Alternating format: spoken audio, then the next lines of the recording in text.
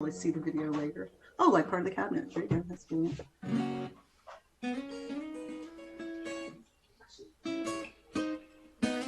Oh, wait a minute. 1, 2. I know, that's one. 1, 2, 3, 4. 1, 2, 3, 4. It's a good idea. To see me go what? What are you doing?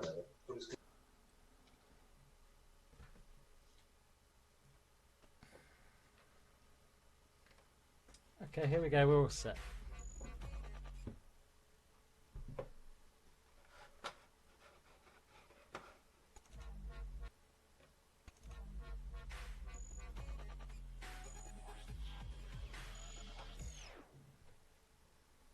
Hi, Pete Shevlin here. Here we are again, CNLZ live. It's 8 p.m. UK time, 3 p.m. Eastern time in the US. We've got two amazing acts for you tonight. We've got Matthew North. He's out of Plymouth in the UK. And we've also got Celtic Conundrum. They're out of Florida. They've got kind of like an Irish ancestry, very Celtic, but also bringing in a modern sound as well. Richard Latto, how are you, mate? Hey, Pete. Yeah, I'm really good, thanks. It's been a lovely week. It's been a beautiful day today as well. The sun has been shining. I've been out cutting the grass, making the garden look good, getting ready for a nice weekend. Yeah, oh yeah, definitely. It wasn't a very clean cut today, to be honest, because it was so wet. The lawnmower kept getting stuck with all the wet, mucky grass, and I had to do that awful bit where you stop mowing and you have to put your hand in where the blade is and pull the grass out. And all I can think is I could just hear like the theme tune of Casualty or something in my mind, or 999. I'm thinking somehow it's going to start up while my hand is in the middle of the blooming machine. Yeah, so a fun-packed, fraught day for me. I had to buy a new lawnmower the other day, which is, you know when you've reached that part of your life where even the old lawnmower is given up, and now you need a new one. I think it's my third lawnmower that I've ever had. How many lawnmowers have you had, Rich? I've had about, two, maybe three. Obviously, all proper, manly petrol lawnmowers. None of this kind of electric Flymo nonsense. That's what I buy every time. There you go. It's always That's a what I Flymo. thought. An Argos catalogue special. Yes. Yeah, and anything else? How's the rest of the week been? Yeah, not too bad. Yeah, I'm still suffering a bit with the long COVID, so I'm still taking it quite slowly. So you're on like Red Bull every day, or Lucozade, is it? What's No, your energy drink of choice? The temptation to drink a whole bottle of orange fizzy Lucozade every day to keep my energy up after battling COVID, the temptation is always there, but I'm not. I'm trying to stop that because I know that would become a problem. I can quite easily get addicted to it. But no, I'm not sure if there's anybody suffering with Lucozade addiction in the hospital wards around Southampton. There are special groups where you go and you get treated for it. You get to discuss your Lucozade problem. No, I'm taking it slowly, but at the same time also trying to slightly push myself and do a little more each day. Yeah. Oh man, that sounds tough. It sounds really tough. And so you're working from home most of the time, I guess, and so just taking it slow. Do you know other people with long COVID? I think you've got quite a close friend as well. Yeah. One of my friends, Adam, had long COVID. He does drink a bottle of Lucozade a day, but he doesn't really care about his figure. And only joking, Adam, if you're watching this. He's had it really bad. And the other thing that he gets is brain fog. So when you have a conversation with him, he'll completely lose the thread halfway through having a chat because his brain is just getting all fogged up with the confusion from COVID. It's a scary time. But what have you been up to, Pete? Because you bought your lawnmower. You've been doing a few other things. I bought the lawnmower. And it sat in the box, right, in the living room for a whole week. I've just been putting it off. Are you waiting for the missus to use it? That's why I bought a Flymo. Yes. Sexism alive and well in 2021. Have you got the videos that we found lined up? Yeah. So we've got a couple of little videos. You've got one, I've got one. Shall we have yours first? Do you want to have yours first? The cat one? Why not? Cat one's always a good one to start with, isn't it? Get a cat on. Here we go. This is super quick. Blink and you'll miss it.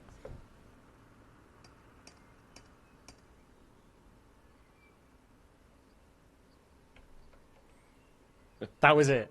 It was just the cat That's at the door, brilliant, though. knocking at the door. Has someone trained a cat to jump up onto the door handle and then use the knock on the front of the door? Have they actually trained it to do that, or is that sheer fluke?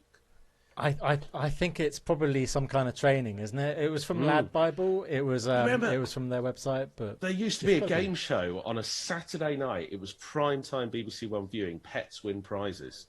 Surely that cat would be a shoo-in if they brought that game show back. Absolutely. Yeah. I do also remember that crazy kind of obstacle course for squirrels. Did you ever see that?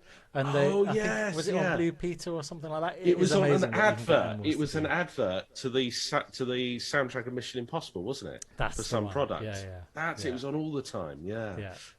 My video, the one I found. Now this is interesting. This is a guy called Colin Furs, who I'd never heard of, but it turns out he's a big deal. He's got loads and loads of subscribers on YouTube, and he is like a mad inventor. He's like the mad inventor out of Now I think I've seen this guy before. Is he the guy who dug a massive ditch in his garden and then built a kind of air raid shelter in his garden? Bunker? Yeah. He's done some crazy things. He's done nuclear bunkers. He's done, like those X-Men claws that come out your hands. He's made a guitar with a flamethrower on it. He's put a hot tub in his BMW. But this is the one which made me feel a little nauseous, because he decided to make a swing in his back garden that goes 360 up into the air. And it's quite a high swing, isn't it, Pete? It is.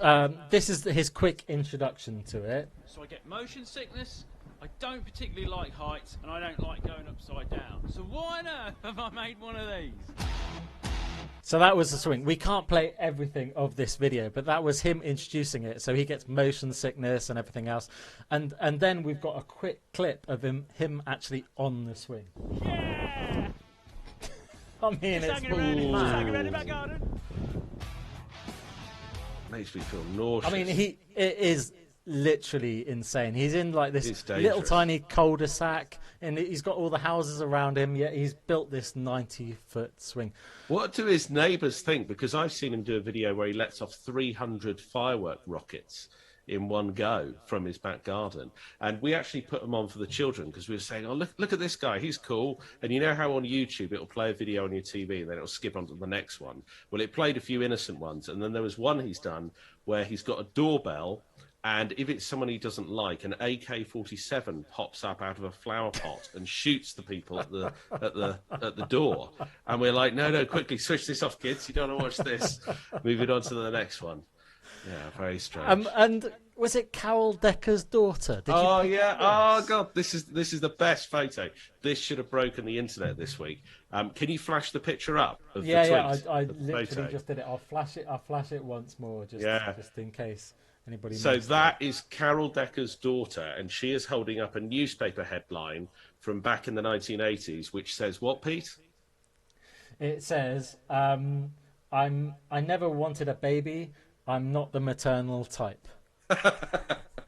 Brilliant. I'm glad she kept that. Even happier that her daughter found it.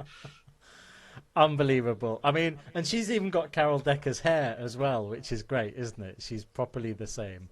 Absolutely love Tapow, Carol Decker. What was the big track? China in Your Hands. Of course it was. Of course it was, yeah.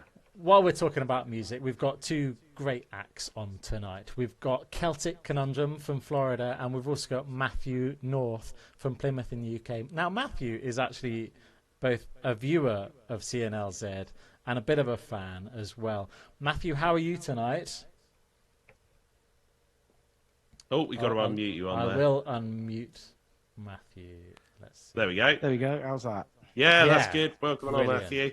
Oh, hello, chaps. Yes, no, all is good here in the ocean city of the southwest. Oh, is that what we're calling Plymouth now? Is it? Well, there's signs around the city saying it's the ocean city. I think that's the they decided to make that as the big tourist thing for Plymouth a couple of years ago. Because what was the original line that they used? Didn't they call it the Spirit of Discovery? Oh, it was something like that. That was before I moved here, but yeah, Spirit of Discovery. Very good. Yeah, I think that was all kind of linked to the sort of the whole Mayflower thing, and of course it's now it's been the anniversary of it that never happened, and then They changed the name of it to tie in with it, make it something new, and nothing's really happened anyway. Of course, there's going to be an air of awkwardness on the programme tonight because you're speaking to us from Plymouth in Devon, and Pete is a Cornish boy, you know, so there's going to be bitter rivalry, I think. Bitter rivalry, yes. Of course, between Cornwall and Devon. And also, we've got our American cousins with us as well, Celtic Conundrum. How are you guys? Hello, guys. Oh, they got to come and unmute as well on the front. So we've got Jean, Danny, and Pamela, and I believe that Jean is here in front of us. Here, Jean. Yeah, I'm right close. How you doing? Very good. And Jean, you were telling us earlier about how gigging has been in Florida. It's been a little different, but we've been a little more fortunate than most because of all the we had more places set up for outdoor before the COVID thing hit. So we've been able to do it, but it's been tough because every county and every city has its own rules. So before we hit any city or county, we had to double check to see what we needed to do, how we had to follow the rules. Get to be a little crazy, but at least we were able to play. So. Yeah, and you've got the added advantage of having great weather, so you can do loads of things outside. So I believe that you were playing on a boat in the Keys. Is that right? Oh, they've frozen on us. Frozen. What a dramatic pose as well. I know, yeah. It almost could be a front cover of an album. Shall we go for the first track of the night then from Matt, while the other guys hopefully unfreeze themselves? Yeah. Matt, what are you going to play for us tonight? Well, I'm going to play a little ditty that I wrote in this very room, in fact. Where the curtains are behind me, I was looking out the window when I wrote the lyrics to this song, so it's all very... It's the song is in the room that it was composed, and I wrote this about 10 years ago, and this was a song that eventually saw the light of day as a Secrets of September song, which is one of my bands, and it's called To Behold. Nice one. Take it away.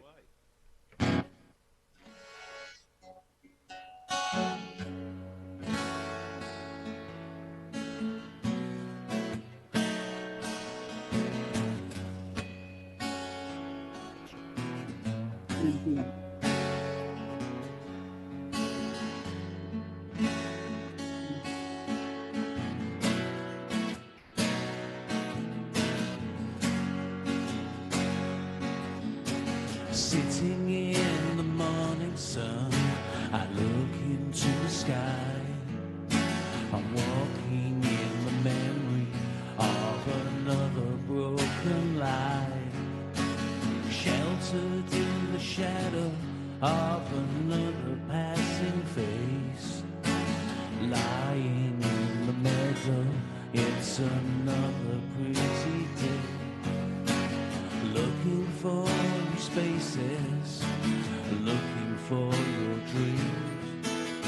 Walking on a sunny beach isn't what it seems. Crying in your sleep, waiting for your love to come over me.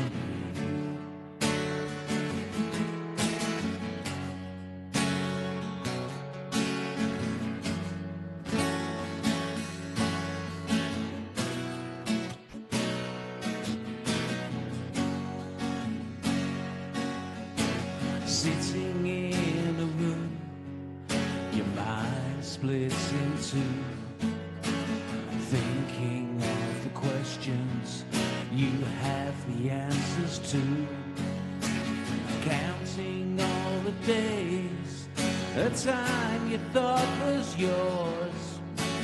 Nothing is guaranteed past the open door. If I look forward in your eyes, secrets come out with some lies, taking its fuel from your soul, coming home to behold.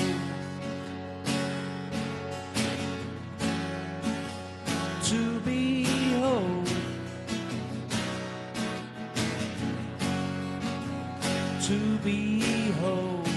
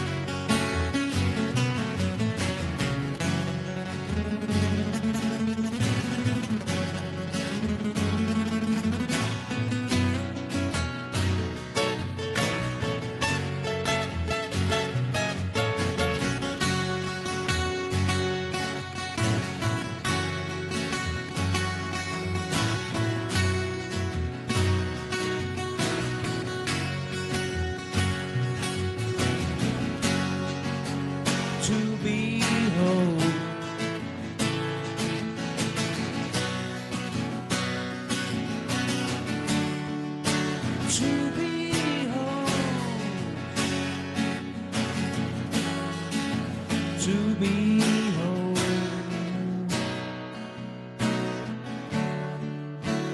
To be home. Lovely. Oh, that was absolutely fantastic. Great stuff, Thank you Matt very much. North there. Now, Matt, who do you get compared to? I can hear a couple of really big artists that I was thinking of that are bobbing around my mind. I'm going to say there's elements in there of Robert Plant, a bit of Neil Young. Who do you often get comparisons with? Well, it's a weird thing. I mean, obviously, it's the sort of the Pink Floyd thing, because obviously that's kind of how my guitar solo style is. Yeah. But yeah, you know, I'm a big fan of Neil Young, big fan of Robert Plant. In fact, I think Robert Plant was probably one of the last people I saw before lockdown, actually. Who else? I don't know. I mean, I just like so much different stuff. You know, I like, you know, bands like the Yardbirds and the Who, and then I like the Thompson Twins and Duran Duran. You know, it's a very wide palette what I listen to. I mean, I've probably listened to more of the synth pop band Blancmange in the last year than probably anything else. Well, there aren't Do you many want people to in the admit UK to that say that. Yeah, they're brilliant. They keep making new albums, and they're all really good. In the last 4 years, they've made 4 albums, and they're all excellent. It must be frustrating for a group like that to get the credit that they really deserve, because some people are immediately dismissive. I have that with the Vapors. I listen to a lot of the new stuff that the Vapors bring out, and I really like it. I think they're doing really good business. But of course, people only ever remember what they did back in the day and think that they just fell off a cliff. Well, it's that old cliche, isn't it? Nobody wants to hear your new song. You know, that's the song. When they say, "Oh, here's a new song," then that's when everyone runs to the toilet. Yeah. It's, you know, it's human nature. But I mean, I say that a band like Blancmange. I mean, they had probably 8, 9 sort of fairly well-known numbers in the 80s. I mean, like one was bigger than the rest. But, you know, they still write, they still make music, and you know, lots of bands do. But it's just that a lot of people, they don't want to hear the new stuff. Unless you're a prog rock band. You know, certain prog rock bands, you know, Marillion, classic example, when they have a new album out, it's big news, everyone wants to hear it. But, you know, that's kind of the exception more than the rule, really. It's more about, you know, the nostalgia package. You want to hear the hits, and that's it. And I think a lot of that has come from the you know, the advent of streaming and that kind of way you listen to music. Whereas, you know, if you bought 20 years ago, if you bought an album on CD, spent 10 quid on that CD, you played that CD till you liked the album.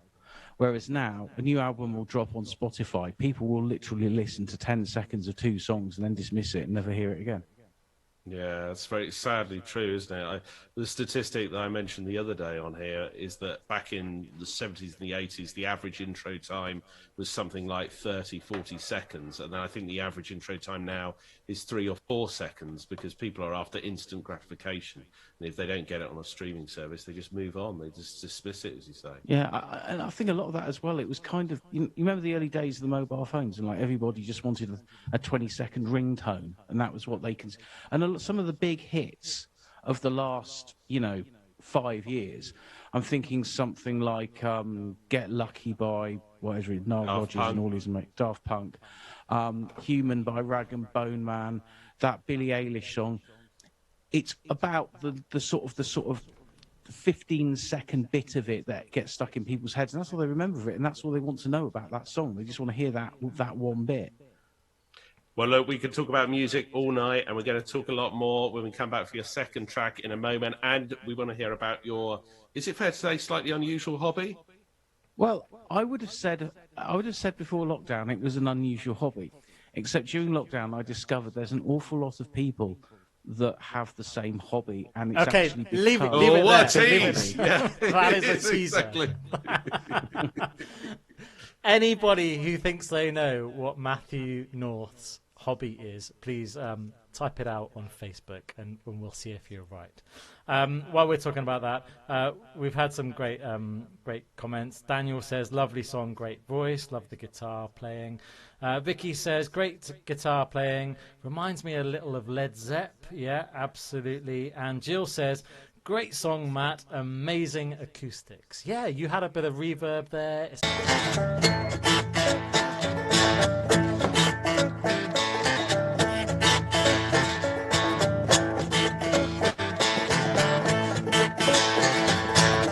Been hold up here all night.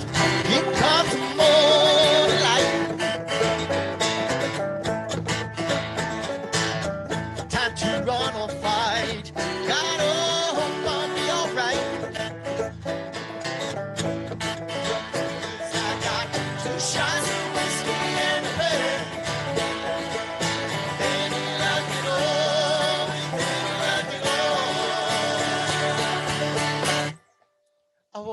prayer.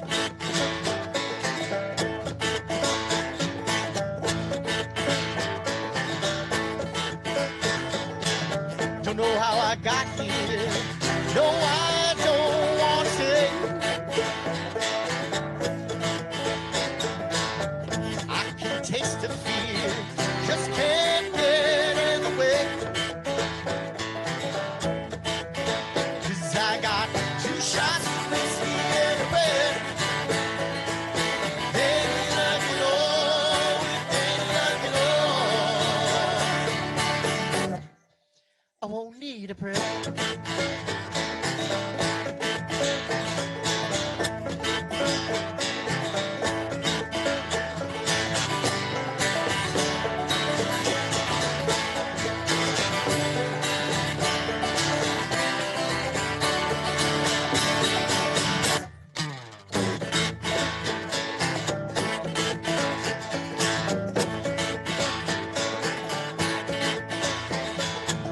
They call me a rebel thief, trying to label me.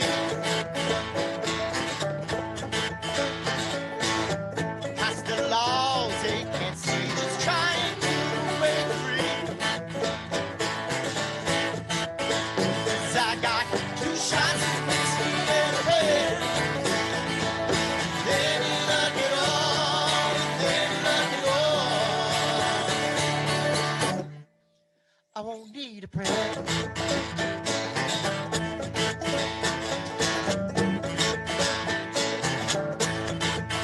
Cause I got 2 shots of whiskey in the bed. Then look it all, then look it all. I won't need a prayer.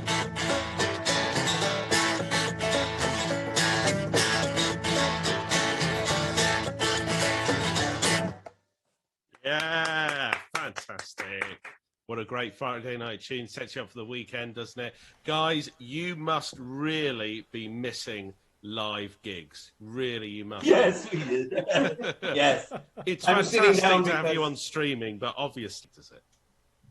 No, the audience is, we feed heavy off that. It's really, really important. And I don't sit still. That's why I'm sitting on the stool so I don't go running off the picture. Tell me, when you're planning one of your sets for a live gig, do you have a kind of guideline? Do you have an idea of how you position the songs? Because with something like that, you've really grabbed them by the palm of your hand. But do you open with that? Do you end with that? Or do you have to put it in the middle? No, that's actually it's a great question. I spend a lot of time setting the sets that we do, depending where and what we're playing. It's different than if we're playing like say a pub or a brewery. We're going to be there for 3 sets, so this song is usually going to end up in like the 2nd to 3rd set. It's going to kind of get people going before they're leaving.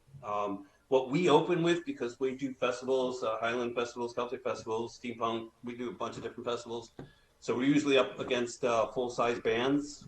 So what we do to kind of make our marks, down a song called Dublin Town, and opens literally with us singing chorus a cappella, and it, in harmony, of course, and it just makes everyone go, because it just grabs their attention. So that's how we make our mark. Yeah, we're pretty good too. So yeah. And do you have like a pecking order of where you go to do your gigs, or what type of places? You mentioned like steampunk festivals and various ones of different flavors. In this country, you'll find a lot of southern bands. Sometimes they're a bit weary of venturing too far north because they find they get a little difficult. They go as far as the Midlands, right? Yeah, exactly. Yeah. No, because we're in Florida. I mean, to give you an idea of Florida, I mean, if you northern Jacksonville and you want to go down to Miami, that's 5.5 hours on a turnpike. Yeah, so if you're afraid to travel in this state, you aren't going to play many places. So we've always said in our hearts that we're gonna not limit ourselves as long as they can pay. If they can pay, we're gonna play. But obviously, if we get a little farther, we're gonna add a little bit more because of the time and travel, and if we have to stay overnight. When we do festivals, it's obviously even different, completely different audience. We played up in South Carolina last month at a festival. Absolutely amazing to us. When we got there, the governor just announced that they were gonna remove all the restrictions for outdoor events. So obviously the promoters were ecstatic about that. But we were thinking, and mask in that state is not required; it's recommended. So we're going, oh great, it's going to be fully packed. We're going to be careful. But it was so cold, everybody was wearing masks to keep their face warm. So it turned out to be a very pleasant event.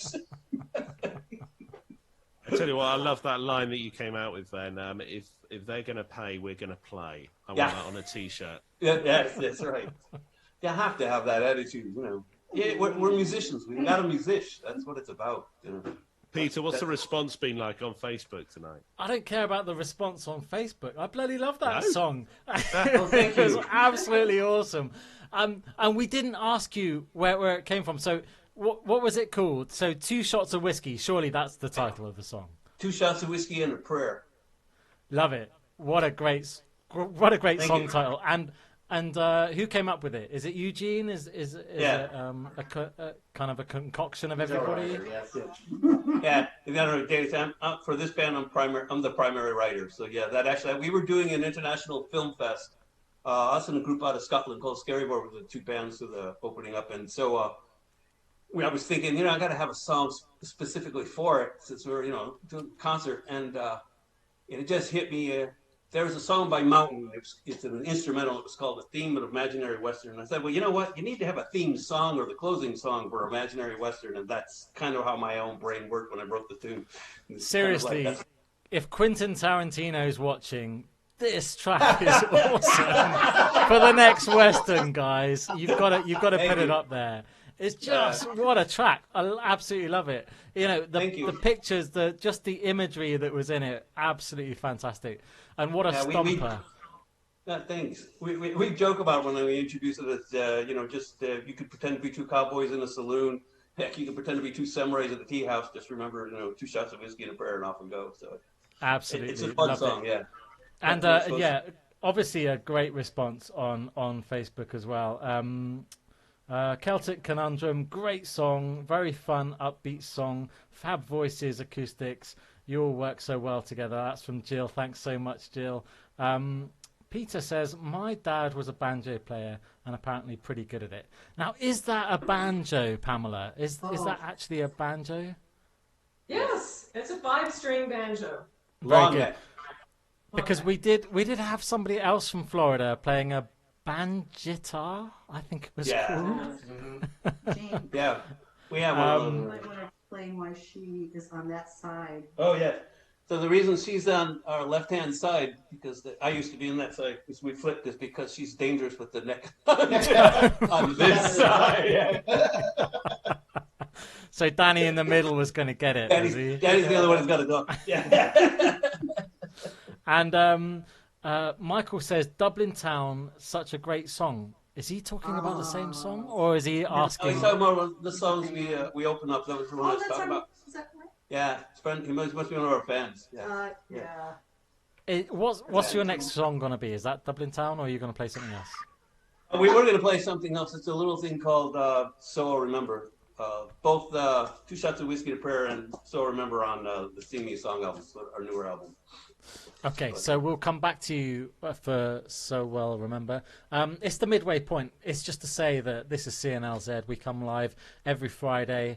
This is where live music happens in the UK. We're not as lucky as Florida. We can't really get to live acts and live bands, and we're missing it so much. Hey, Richard Latto, have you seen any sign of anything that you want to see in the summer? Like, is there any gigs that you want to go to? Is there any festivals? Do you think it'll happen? Yeah, there's a few of the smaller festivals are opening up down here, and the family-based festivals, the daytime ones. So you get a feeling that as the weather's improving, as people's moods are improving, and the virus situation's improving, that things are starting to get better. But next year is going to be the massive blowout, isn't it? Surely, if we don't get a big third wave and we don't get any other evil variants of this disease, then surely next year, 2022, is going to be amazing. I think this summer is going to be quite chilled with a few gigs, a few things to go to, but next year is when people are going to go ballistic, surely.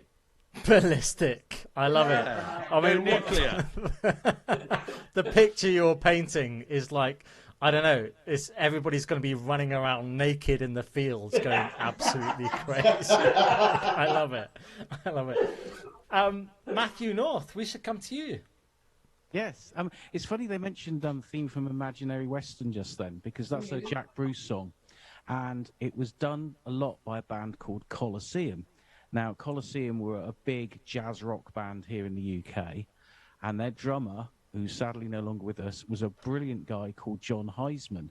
And John Heisman produced the first album I made with the jazz composer Mike Westbrook.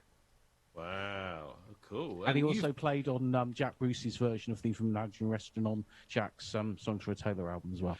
And Matt, you've done a variety of different styles of music, haven't you? Just give people, paint a picture of the different groups that you've been, the different musical personas that you've had over the years. Well, I started off in a gothic rock band called All Living Fear, which went on for about 20 years. That was probably about 10 years longer than it should have done. And after that, I went down the prog rock route with a band called Secrets of September. But at the same time, I tried to be a singer-songwriter. And I must admit, it wasn't particularly good in the first few years. But I had a lot to learn. But it's gradually got together over time. So I've been doing the sort of solo thing for a while. And then in 2014, I joined the Mike Westbrook band. And Mike Westbrook is I better not say his age, but he's a veteran, shall we say, of the British jazz institution. And I joined his band in 2014, and I've made 4 albums with him, and I've played all over the country. And I also got to do the one thing I've always wanted to do, which was play outside the UK. And we got to play a tour of Italy. We played a show in Germany. And we're keeping our fingers crossed that our concert that was supposed to happen last April at Ronnie Scott's, which is the second time we've been to Ronnie Scott's, we're hoping that that's going to come around again. We'll probably be in next April now. But yeah, it's been a great whirlwind. I've played in loads of different styles of music and played all over the country and just had a good fun time doing it, really. And that's exactly what doing music should be all about, isn't it? Yeah, it certainly is. I mean, obviously, it's a vocation, I think, more than a career in the UK. I know in America it's a lot different, and I know a lot of musicians in America who are fully professional and they can make a living from it. But in the UK, it's always been a little bit more piecemeal. So you don't play as often, and you certainly can make a career out of it. Which is why, when I do get to play, I like to try make the absolute best that I possibly can when I'm doing whatever I'm doing. So what we really want to know, Richard Latto, what do you think? What do you think? What do you think is Matt's bizarre hobby? Well, I've got a guess. Yeah. I think it might be the same as my hobby, which is stealing signs from broadcasting buildings and keep adding them to your home collection. Show it to the other camera, Rich. Well, funny you say that, Rich, because I may have a sign from a broadcasting building that may be hung up in the lavatory of my abode. Right. Oh, so yes, I do have one. Yeah, everyone has to. You have to. Get the cops down to your houses. What are you doing? No, but I've heard people that have put the studio on air light outside their toilet, and so whenever they go in and turn the light on the toilet, it comes up with on air. That's brilliant. Outside. That's brilliant. If I had one, I would do that. Maybe I should make one. Yeah. But what about these cassettes that you collect? You've got this. You posted it on Facebook, which is just incredible. These blank I'm going to get a bit cassettes closer to the camera. Yeah, from the 80s and 90s, you've got all of these blank cassettes, and it's it just evokes such memories for me of recording off of the radio. But what have you got there, Matt? Let me show you something. Look at that. Oh, wait for the camera to get into focus. A bit too close. Bring it back a little bit. Yeah, lovely. Now, to a lot of people, that will evoke an awful lot of nostalgia. Because that is when I was unopened, about 10, right? Yeah, these are all sealed. Part of the hobby of this is trying to find cassettes that are not used. I mean, I do have 2 crates of cassettes that I can use that are unwrapped, and they work perfectly well. But I have a shelf in my hallway, and it looks a bit like a shop from the 1980s because it's stacks of cassettes all racked up and all new old stock. But this is amazing. When I was about 10, this tape was the thing. Normally I'd buy C90s or D90s, and they'd be in a 5-pack for £4.99, and these are what you'd record the charts off the radio with. Yeah, absolutely. These are what Bruno you'd Brooks. record. He's a little bit after my time. Mine's sort of Simon Mark Goodyear. Bates, Richard Skinner, Tommy Vance. Oh, nice. And of course, the man who said Darren, Tony Blackburn. And, very good. I bet the girls love this when they walk into your house. I don't know. I can't remember the last person who walked into my house. I think it was the person that fitted my new kitchen window.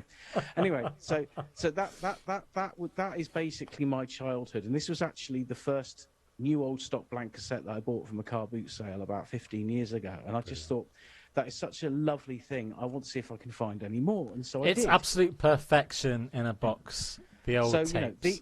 These smell tapes it. here, Look at this. The smell of it and everything. SA90 from about 1980. Now that was a classic. That was actually a really good one. You know, these are very good tapes. Yeah. They're still very good tapes. Very good tape, that. When I was about 12, these cost £2.75 from WH Smith's. I could never afford these. No, I would always get the cheaper version. Yeah. Now, this one I actually bought from a flea market in Amsterdam when I went there to see Nick Mason from Pink Now, Floyd some on people my go birthday. to Amsterdam for all kinds of things. Yeah, Matthew North goes to Amsterdam for TDK Type 2 position cassettes. I bought about 20 used Type 2 tapes with no writing on the J cards, and one of them was sealed. Amazing. Now, this is another TDK from that same sort of era. That's the AD60. That's another beautiful looking cassette. Am I okay to be slightly aroused at this point, Matthew?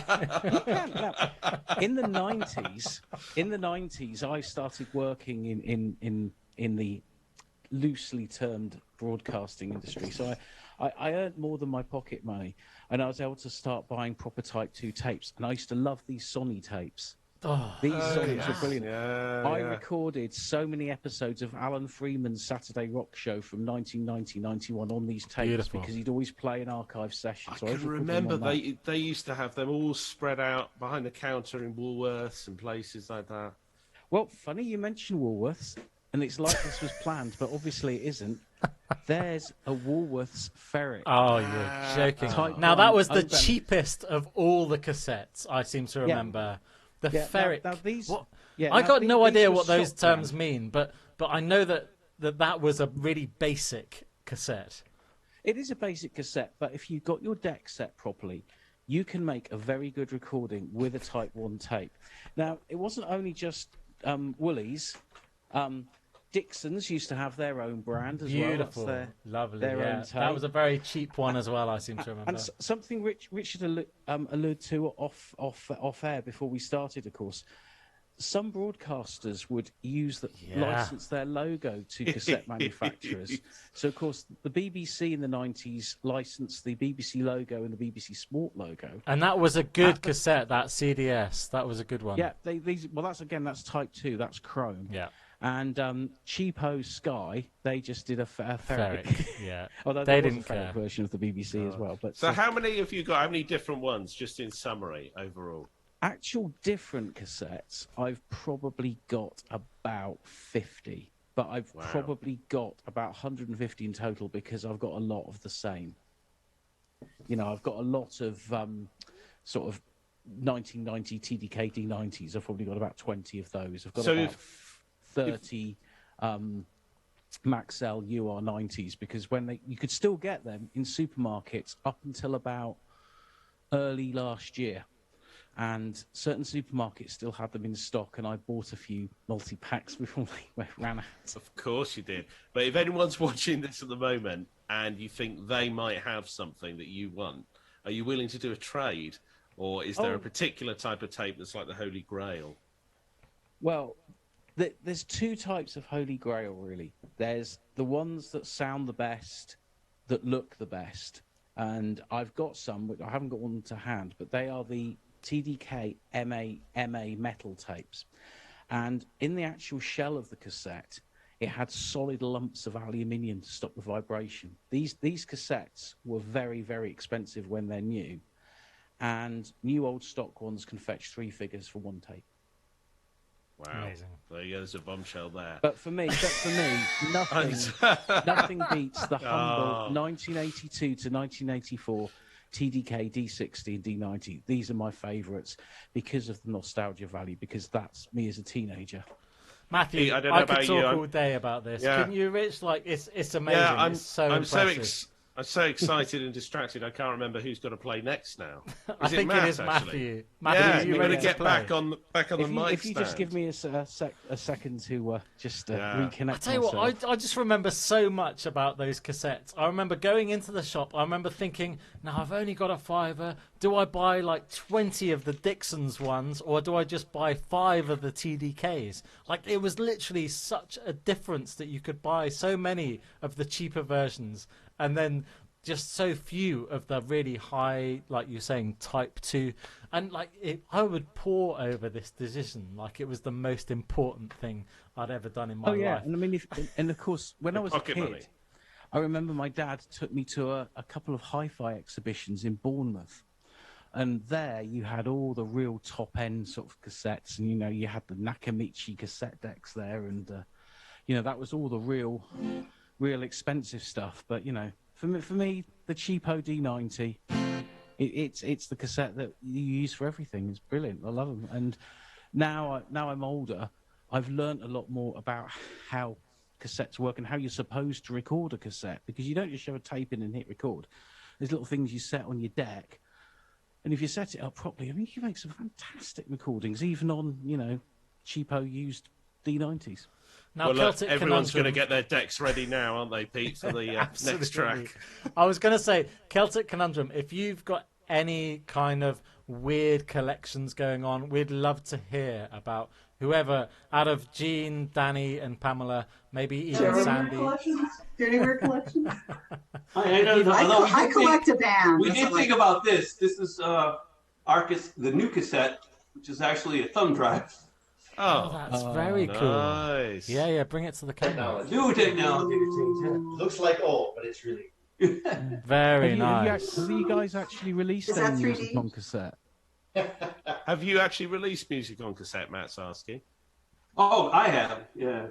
Long time ago. Yeah, because we in my band, All Living Fear, we did an EP last year, and we actually released it on cassette, and that was our first cassette release since the mid-90s. And people bought them. And in the UK, cassette sales are going up. Bands are releasing stuff on cassette because it's a nice little thing to have. It's a tangible thing. Yeah. And it just looks nice. And you can just stick it on your shelf. I mean, most people don't play them. They just buy them because they look nice. But, it's just a fun thing. That's not, and here in the States, not seen anything going on about cassette. That would be more like an old LPs. Yeah, the LPs, we have definitely starting to see vinyl returning now. Oh, yeah, vinyl's a big thing. But, say you're doing a festival, if you start trying to sell a CD, you can't put a CD in the pocket, but you can sell a cassette, and people can put a cassette in the pocket. So it could be a good thing for you to do over there, too. Now, our producers, Lily White, told us to do that. It's the same reason what you just said is because it's novel. They'll remember these, and they can stick it in their pockets. Yes, USB. Yeah. Love it. Matthew, what's the next song you're going to play for us? Okay, I'll turn the reverb for a start. This is a song that I wrote and recorded on my first album called Still Thinking, Still Dreaming, and the song is called I See You. I See You. Now, we always ask Matthew, because you've written this, any inspiration that you can share with us about it? Where did it come from? Yeah, it was kind of half written about a conversation I kind of overheard a couple of my friends having ages and ages ago, and I sort of it was like a sort of group conversation with a few people in two separate things, and it just gave me some ideas, and I bolted the two conversations together, and that was a section of one of the verses, and then I just wrote some other bits to go with it and hoped it would work. Cool. All right, Matthew North, I See You. Take it away. I see you every day, in every way.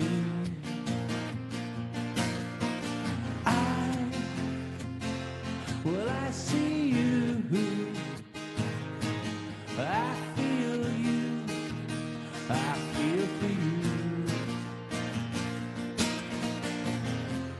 you. Easy to speak, so hard to reply.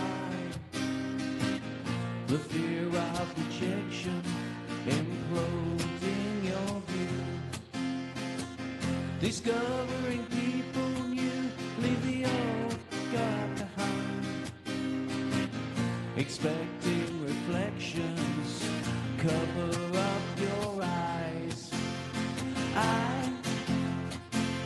Well, I see you every day, in every way.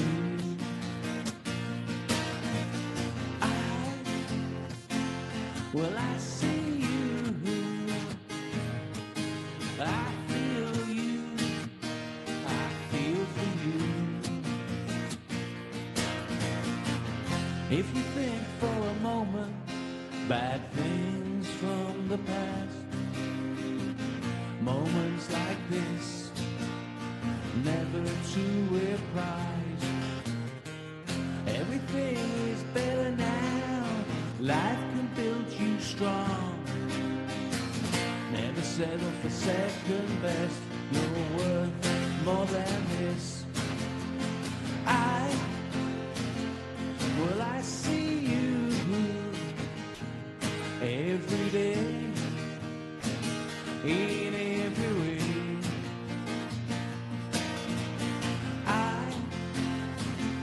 Well, I see you, I feel you, I feel for you, I feel for you, I feel for you.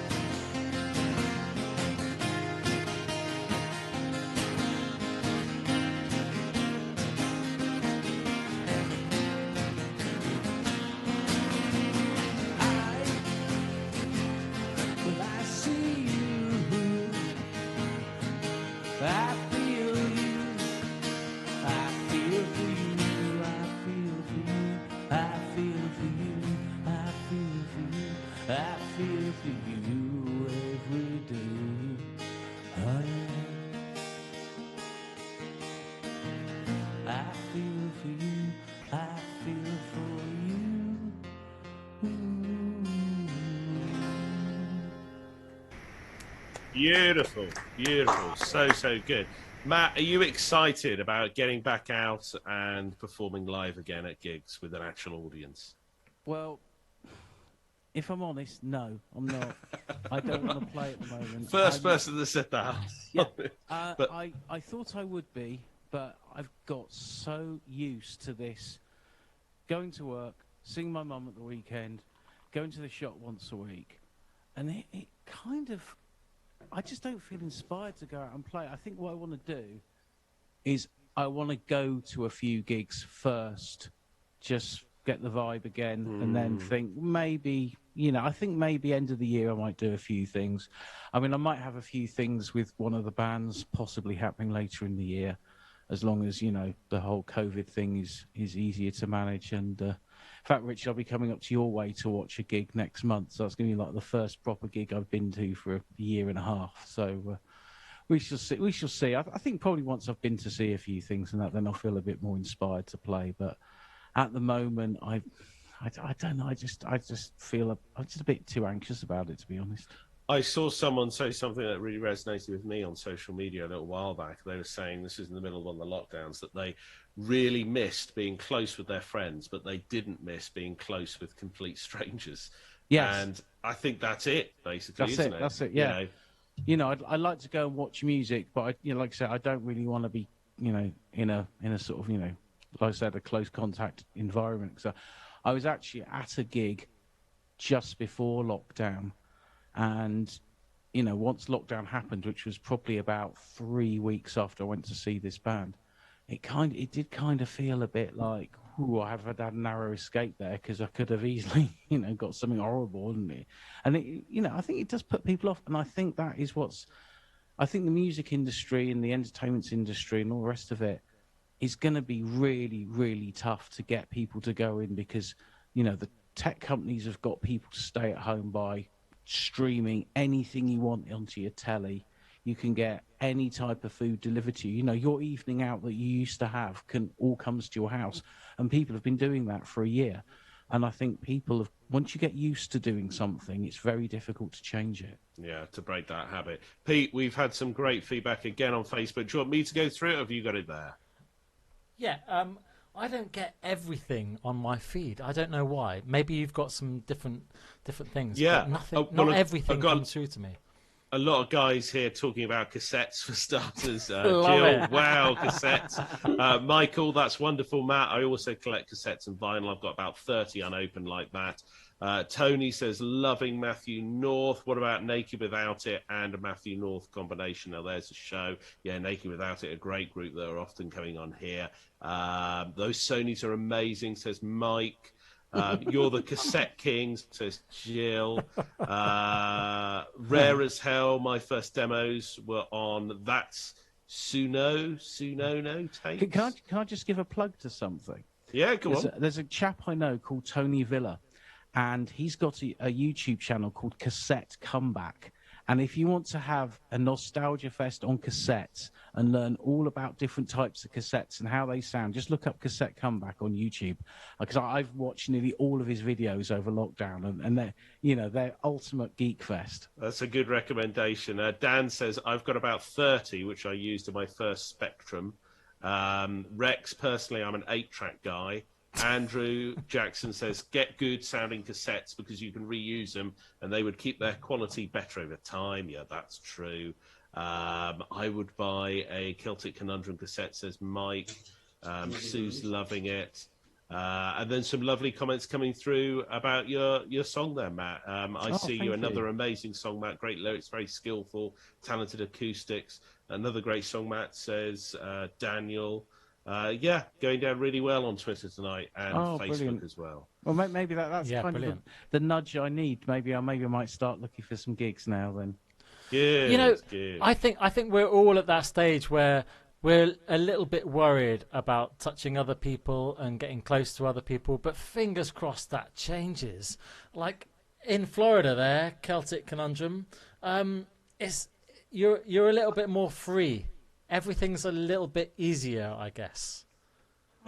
Easier is not the right word. Yeah, go ahead. Yes. Okay. To be honest, I think you'll find it's relief. I think a lot of people, when they finally get out, we were playing one of the gigs, and there was a lady who was sitting by herself, everyone was distance at the tables, and she stayed to the very end, and she was obviously having a great time.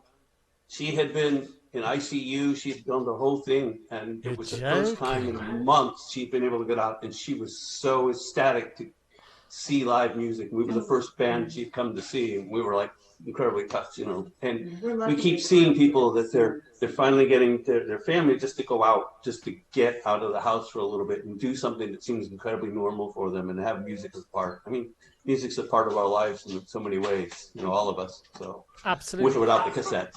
Yeah. I think the point is that you're making it, and I've not really thought about it before. So forgive me for like thinking out loud here, but we've been in a house prison, if you like, but also we've been in a mental prison as well. And I suppose that outpouring that lady had was amazing. Like for her to be there at your gig, how did it feel like as musicians?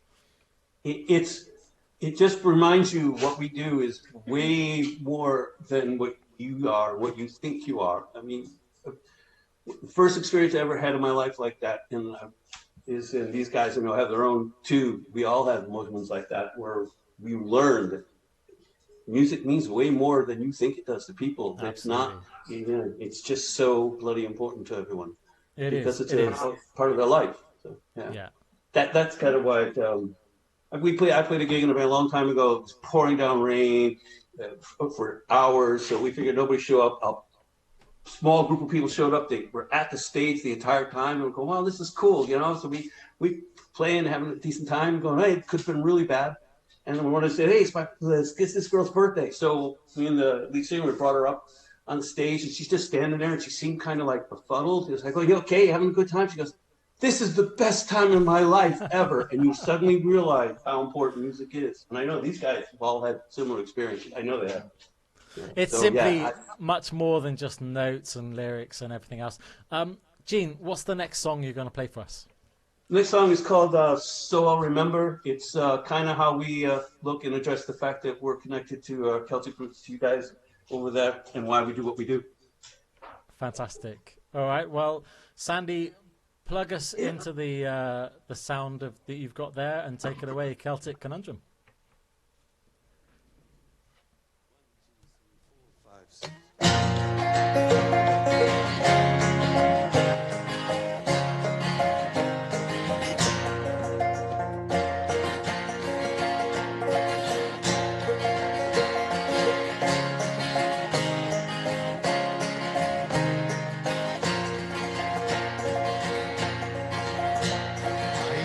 On my porch, tired eyes to see, watching the ships as they sail out to sea.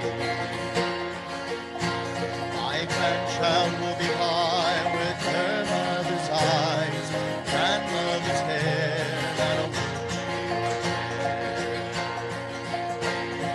sits down by me, a young woman I see, turns to me, that'll see.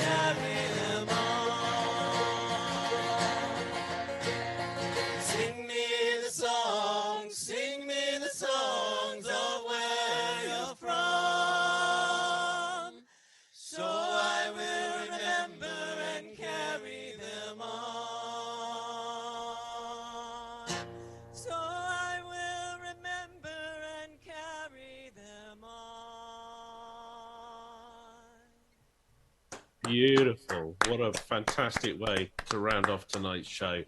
Some of the comments on Facebook saying things like, love the harmonies, another great song. And someone saying, so moving, just utterly, utterly profound. Really strong vocals on that one, and a really wonderful composition as well. That was beautiful, guys.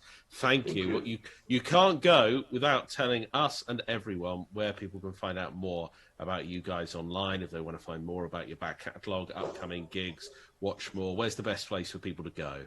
You can find us on our website at CelticConundrum.com. We're on Facebook and Instagram as well. And of course, the music is on Spotify, iHeartRadio, YouTube, Pandora, wherever you stream or download, you can find us. Search Celtic Conundrum. Yeah, search Celtic Conundrum, we come up. As for the gigs, it's probably easy to just go to the website or our Facebook to get the events if you're in the area. Yeah. Thank you, guys. Pete, that was beautiful, wasn't it?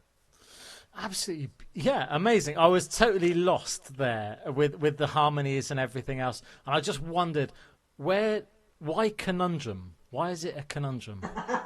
Oh, yes.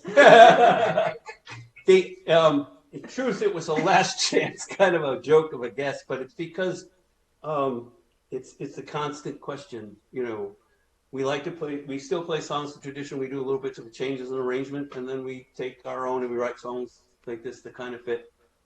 We didn't know where we were going, so it just became the Celtic Conundrum. Just because it was probably the dumbest thing we could have done, because Celtic, absolutely everyone thinks, oh, you must be an Irish fan. No, we're not Irish, but we play some of their songs and other people's songs. And Conundrum, how do you spell that? Is that 3 C's, 4 D's? Well, also it's sort of, you think of as we're going through life, we're like on a ship, and as we come to different ports, we collect different things that we bring on board, and the collection ends up being a conundrum. And the music is what we are, all that all together. Beautiful. Thanks so much, Celtic Conundrum. Thank you, Jean, Danny, and Pamela, and also Sandy, who's been on the technical side there as well. I really appreciate everything that you do there. And thank you to us. Thank you for letting us be a part. We hope we brought a little joy and pleasure to all your fans out there. Huh? And not we at hope all. We get out soon, guys. Yeah, fingers crossed, hey, Jean. Well, lots of love out there to Florida. What amazing show. I've absolutely loved it tonight, Rich. Thanks so much to everybody. Matthew North, Celtic Conundrum, and it's just been amazing. Iona Fife and also our friend of the show, Matt Hadfield, are both on next week. So join us then. We've overrun tonight, but it's been absolutely amazing. What do you think, Rich? We have. It's been good. And just quickly, Matt, where's the best place for people to go to find out more about yourself and your back catalogue? Very easy. I'm on everything, and just look up Matthew North Music be it on Facebook, Instagram, Matthew North on Bandcamp. It's Bandcamp Friday as well, so all the money goes to musicians. So buy music from Bandcamp, and anywhere on the internet, just type in Matthew North Music. I've got a YouTube, I've got Spotify, Instagram, everything. Please follow me. Make me feel like I wanted. Thank you. Nice one. Thank you. You are wanted, Matthew North, and thanks so much, Richard Latto, as well. And we'll see you again next week. Have a great week, everybody. Cheers. Cheers. Bye. Thanks again, guys.